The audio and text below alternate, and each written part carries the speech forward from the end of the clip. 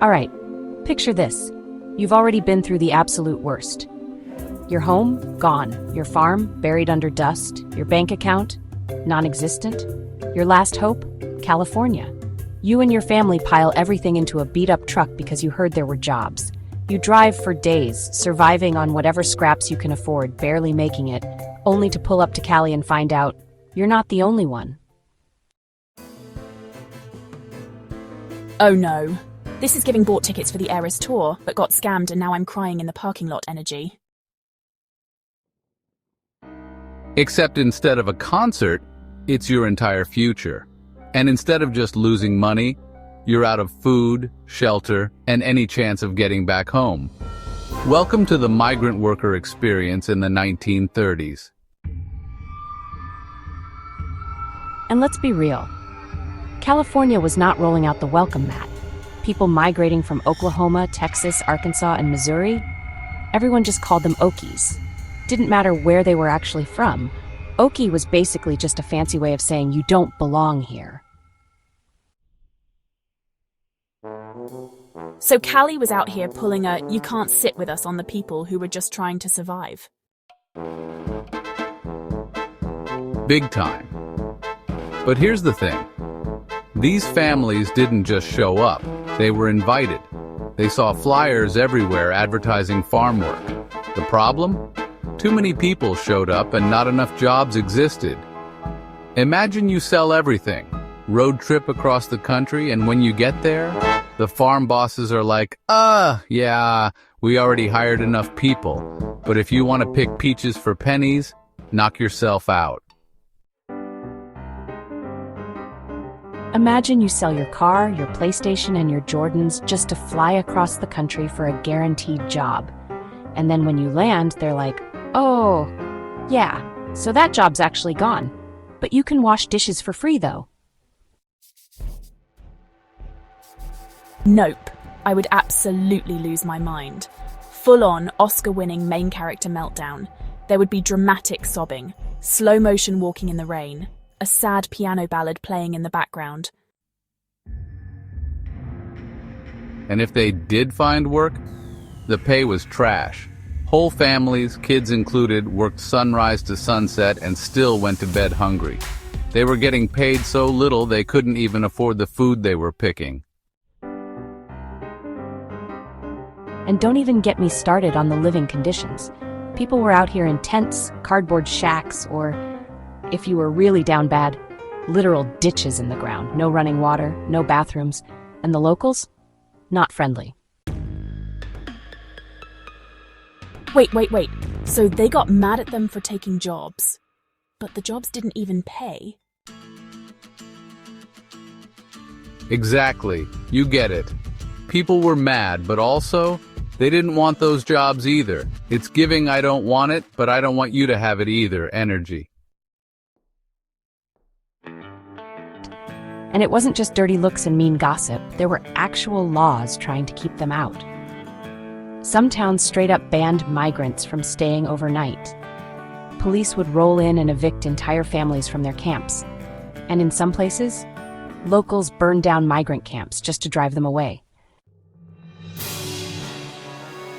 Wait, so you travel across the country, you're broke, starving, and now people are literally setting your stuff on fire? That's not just go home energy. That's we will make you leave energy. And that's exactly what it was. People saw these families as a threat to their way of life. And if the cops or laws weren't keeping them out, angry mobs took it into their own hands.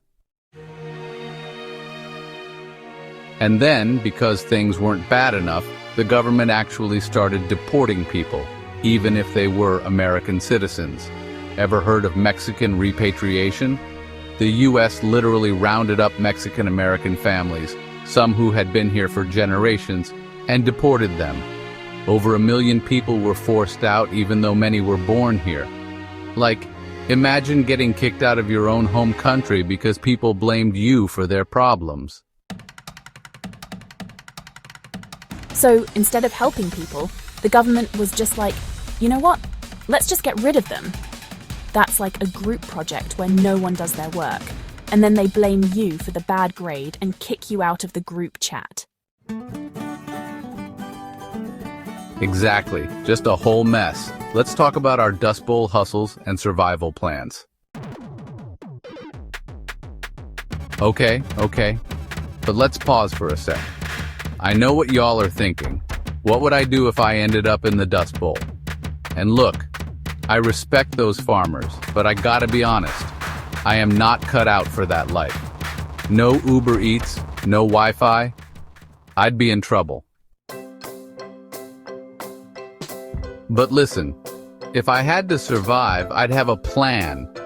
First, I'd find the richest guy in town and volunteer to be his personal taste tester. I don't care what it is, corn, bread, mystery meat, I'm eating.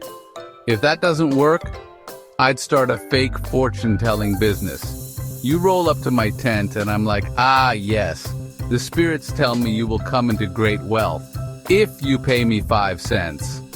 And boom, I eat for another day. So, your survival plan is scamming people and eating free food. Hey man, you do what you've gotta do to survive. You gotta adapt. Times were tough. Dude, I'm just saying, if I had to choose between picking peaches for pennies or running a low-key psychic hustle, I know where I'm putting my energy. Okay, but what if the ghosts actually start talking back? Then I pivot. Ghost consulting business, charging 25 cents for conversations with the beyond. My motto? If you hear spooky whispers, that's just the wind, probably. I hate that this actually makes sense. Desperate times call for desperate measures. Okay, back to reality, and the bigger question. Right, so let's break this down. First, Dust Bowl farmers were forced to migrate because they lost everything. Then they got treated like trash when they got to California. And now, decades later, farm workers today, mostly people from Central and South America, are still being treated the same way. Yep. And the crazy part? The same argument is still happening today. People still fight over whether the government should step in or if people should just figure it out. The same debate, 90 years later. At the end of the day, this isn't just a history lesson. It's still happening. The real question is, are we going to do anything about it this